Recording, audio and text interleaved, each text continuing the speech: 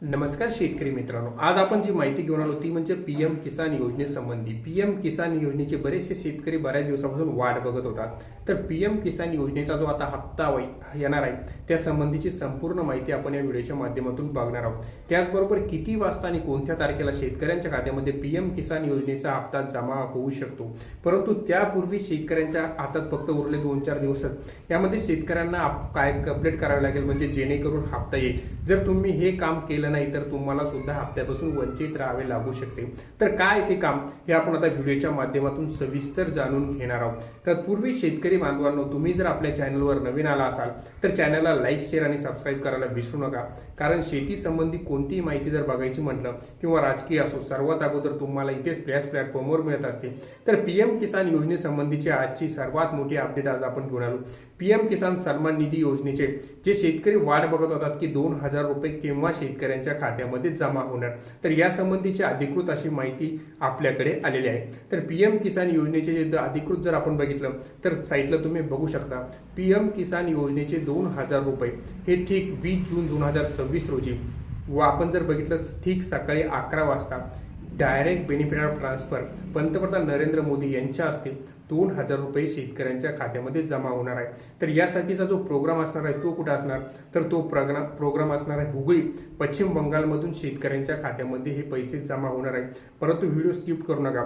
आणखीन महत्वाची बातमी, आपल्याला जी तारीख दिली होती 30 जून पूर्वी ई-केवायसी पूर्ण करणे. जर आपण केवायसी पूर्ण केली नाही तर तरी सुद्धा आपल्याला हप्ता मिळणार नाही. त्यामुळे लवकरात लवकर पुढील 2 दिवसाच्या आत तुमची केवायसी पूर्ण करा, म्हणजे येणारा जो हप्ता आहे तो येण्यासाठी काही अडचण होणार नाही. त्यानंतर जर दुसरं महत्वाचं म्हणजे आपला मोबाईल नंबर आणि आधार बँक पासबुकशी संलग्न आहे किंवा नाही ते सुद्धा बघा.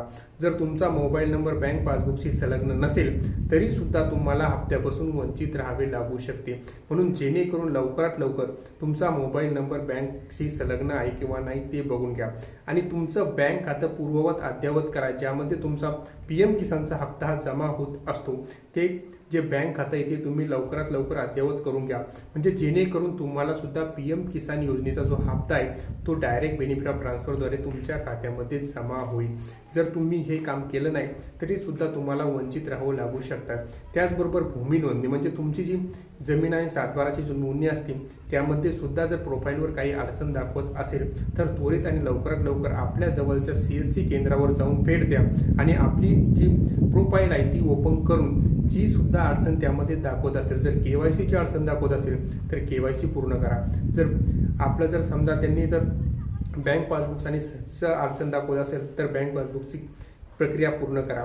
आणि जर म्हणजे समजा भूमी संबंधी काही अडचण असेल तर ती पूर्ण करा, म्हणजे जेणेकरून तुमच्या खात्यामध्ये पीएम किसान सन्मान निधी योजनेचा हप्ता येण्यास काही अडचण होणार नाही. परंतु तुम्ही जर याच्यातलं एक सुद्धा काम हे पूर्ण केलं नाही तरी सुद्धा तुम्हाला पीएम किसान योजनेचा जो येणारा हप्ता आहे यापासून वंचित राहावे लागू शकते. आता जर आपण बघितलं तर आजची तारीख आहे 17 तारीख, म्हणजे पुढील 2 ते 3 दिवसाच्या आत म्हणजे 20 तारखेला डायरेक्ट सकाळी 11 वाजता शेतकऱ्यांच्या खात्यात पंतप्रधान नरेंद्र मोदी यांच्या हस्ते पीएम किसान योजनेचे 2,000 रुपये हे शेतकऱ्यांच्या खात्यामध्ये जमा होणार आहे. आता बऱ्याचशा शेतकऱ्यांचा असा सुद्धा प्रश्न आहे की पीएम किसान आणि नमो शेतकरी महासन्मान निधी योजनेचे पैसे एकत्र जमा होणार का, तर पीएम किसान आणि नमो शेतकरी महासन्मान निधी योजनेचा येणारा जो हप्ता आहे तो तुर्तास एकत्र जमा होणार नाही. फक्त पीएम किसान योजनेचेच 2,000 रुपये शेतकऱ्यांच्या खात्यामध्ये जमा होणार आहे. माहिती कशी वाटली, कारण आपण जी पण माहिती देतो तो प्रूफने देतो. त्यामुळे माहिती आवडली असल्यास चॅनलला एक लाईक, एक शेअर आणि सबस्क्राईब करायला विसरू नका, जेणेकरून अशीच शेती संबंधी आणि तुमच्यासाठी महत्त्वाची माहिती आपण घेऊन येत असतो. माहिती आवडल्या चॅनलला लाईक, शेअर आणि सबस्क्राईब करायला विसरू नका. धन्यवाद.